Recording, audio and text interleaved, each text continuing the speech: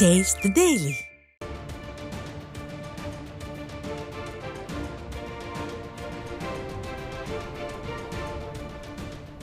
அண்மை செய்தி.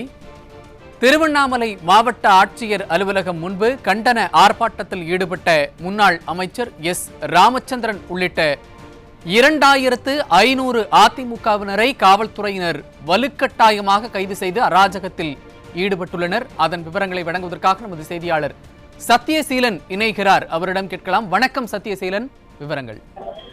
வணக்கம் சையது.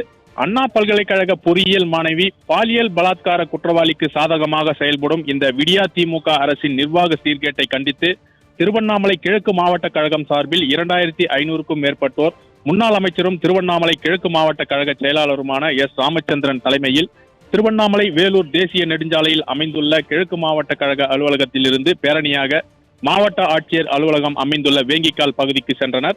அப்போது காவல்துறையினர் அனுமதி மறுக்கப்பட்டுள்ளதாக கூறி அவர்களை போராட்டத்தில் ஈடுபடாத அளவிற்கு தடுத்தனர்.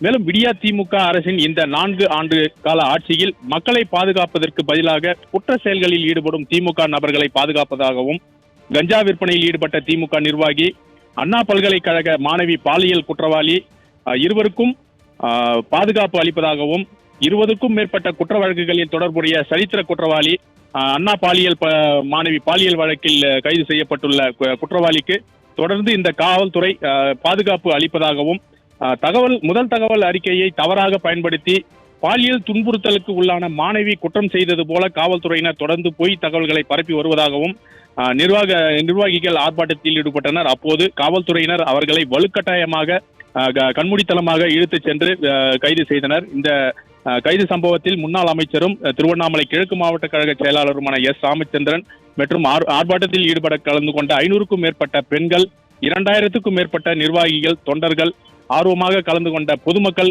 உள்ளிட்டோரை வலுக்கட்டாயமாக காவல்துறையினர் கைது செய்துள்ளனர். இதனால் மாவட்ட ஆட்சியர் அலுவலகம் அமைந்துள்ள அந்த வேங்கிக்கால் பகுதியானது ஒரு பரபரப்பான சூழ்நிலை காணப்படுகிறது. சையத், இணைப்பில் வந்து விவரங்களை வழங்கியமைக்கு நன்றி சத்யசீலன்.